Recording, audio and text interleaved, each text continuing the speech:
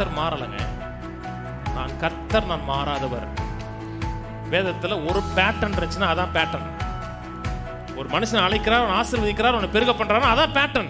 அழைப்பு இருக்குல்ல, எதுக்கு அழைச்சிருக்கிறாரு? ஆசீர்வதிக்க அழைச்சிருக்கிறார். அப்படின்னா என்ன அர்த்தம்?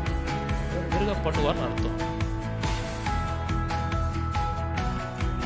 நீதிமொழிகள் 10:22 சொல்லுகிறது, கர்த்தருடைய ஆசீர்வாதமே ஐஸ்வர்யத்தை தரும். கர்த்தருடைய ஆசீர்வாதமே, கர்த்தருடைய ஆசீர்வாதம் இருந்துச்சுன்னா ஃபினான்சியல்ல இன்க்ரீஸ் ஆயிருக்கணும். தரித்திரத்தில் இருந்தீங்கன்னா நீங்க ஆசீர்வாதத்துல சாபத்தில் இருக்கீங்கன்னு அர்த்தம். சாபத்துல இருந்து கர்த்தர் நம்ம மீட் எடுத்திருக்கிறாரு. மீட் எடுத்திருக்கிறாரா? ஆசீர்வாதத்தை வச்சிருக்கிறாரா? ஆசீர்வதிக்கப்படணுமா? ஐயா என்ன செய்யணும்? இயேசுவை ஆண்டவரா ஏத்துங்க. ஒண்ணும் பண்ணவனா. அவருக்குள்ள வந்தீங்கன்னா அந்த ஜோனுக்குள்ள நுழைகிறீங்க, ஆசீர்வாதமா இருப்பீங்க. வேதம் சொல்லுகிறது சங்கீதம் 3:8, தேவனுடைய ஆசீர்வாதம் ஜனத்தின் மேலே இருப்பதாக. தேவனுடைய ஆசீர்வாதம் ஜனத்தின் மேலே இருப்பதாக. ஜனமா இருப்பதாக. அதை இருக்கு யோசிக்கணும். ஆசீர்வதிக்கப்பட்டவன் பெருகுவதற்காகவே கர்த்தர் வேறு பிரிச்சிருக்கிறாரு. பொருளாதாரத்தில் பெருகணும், குடும்பத்தில் பெருகணும், மன விருத்தியில் பெருகணும், சரீர சுகத்தில் பெருகணும். அந்த மைண்டு பெருகிறது என்றால் வாழ்க்கையில் உண்டாயிரும். எல்லாரும் இதுலையும் பெருகணுங்க. பிளஸ்ஸிங் மென்டாலிட்டி இருந்தாதான் பெருக்கம் உண்டாகும். ஆசீர்வதிக்கப்பட்டிருக்கீங்களா? ஒவ்வொரு நாளும் சொல்லணும். அதை ஃபெய்த்தில் என்ன சொல்லி கொடுத்தாங்கன்னா, நீ ஆசீர்வதிக்கப்பட்டிருக்கீங்கன்னா ஆசீர்வதியும் கேட்கக்கூடாது அப்படின்னாங்க. இல்லை, கேட்கணும். ஆசீர்வதிக்குன்னு கேட்டாவே ஆசீர்வதிச்சாருங்கிறத நிராகரிக்கிற கவனிங்க. நான் ஆசீர்வதிக்கப்பட்டவங்க. இந்த பகுதியில் தேவனோட ஆசீர்வாதம் ரிலீஸ் ஆகணும் எனக்கு. தேவரீர் என்னை ஆசீர்வதியும், என் குடும்பத்தை ஆசீர்வதிங்க, என் பிள்ளையை ஆசீர்வதிங்க, என் வாழ்க்கையில் ஒவ்வொரு பகுதியும் ஆசீர்வதிங்க. எபேசியர் 1:3 உன்னதங்களில் ஆவிக்குரிய சகல காரியங்களும் ஆசீர்வதித்து இருக்கிறார். சகலத்தையும் ஆசீர்வதிச்சிருக்கிறார். இருக்காரா? அதே 1ஆம் அதிகாரம் எபேசியர் 1ஆம் அதிகாரம் 17ஆம் வசனத்துல பவுல் ஜெபிக்கிறாரு. ஞானத்தையும் தெளிவையும் அளிக்கிற ஆவியை கொடுக்கணும் ஜெபிக்கிறாரு. ஒண்ணுல என்ன சொன்னாரு? எல்லாம் கொடுத்துட்டாருங்கிறாரு. அப்ப ஏன் 17ல ஜெபிக்கணும்? அது ரிலீஸ் ஆகணும். அது ரிலீஸ் ஆகணுங்க. உள்ள இருக்குங்க, ரிலீஸ் ஆகணுங்க. ஒவ்வொரு ஆசீர்வாதம் வரும் பொழுது உள்ள இருக்குது ரிலீஸ் ஆகி வெளியே வருதுங்க. நிறைய சொல்லியிருக்கேன். இயேசு சிலுவைக்கு போய் உயிர்த்தெழுந்ததுக்கு அப்புறமே எபேசியர் 1:3 நிறைவேறிச்சு. நிறைவேச்சா? உன்னதங்களில் ஆவிக்குரிய சகல ஆசீர்வாதத்தினாலும். இயேசு பரம் ஏறும்போது என்ன செஞ்சாரு? அந்த ஜனங்களை ஆசீர்வதிச்சுட்டே மேலே போனாரு. இன்னைக்கு மேல இருந்து என்ன செய்கிறாரு? ஆசீர்வதிக்க. எதுக்கு ஆசீர்வதிக்கிறாரு? நான் நீ பெருகணும், விருத்தி அடையணும், முன்னேறணும்.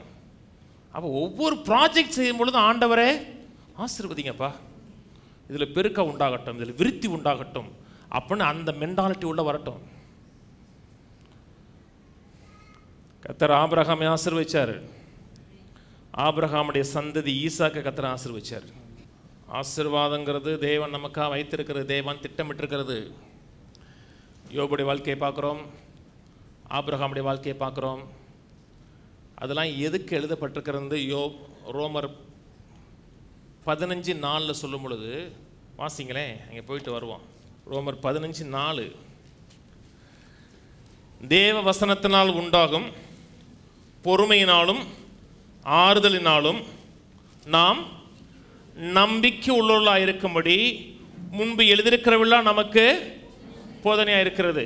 எதுக்கு முன்னாடி ஈசாக்கை கொடுத்து எழுதினது, ஆபிரகாமை குறித்து எழுதினதெல்லாம் நமக்கு பொறுமையினாலும் தேவ வசனத்தினால் உண்டாகும் பொறுமையினாலும் ஆறுதலினால் நாம் நம்பிக்கை உள்ளவர்களாக இருக்கும்படி. நம்பிக்கைன்னா என்ன?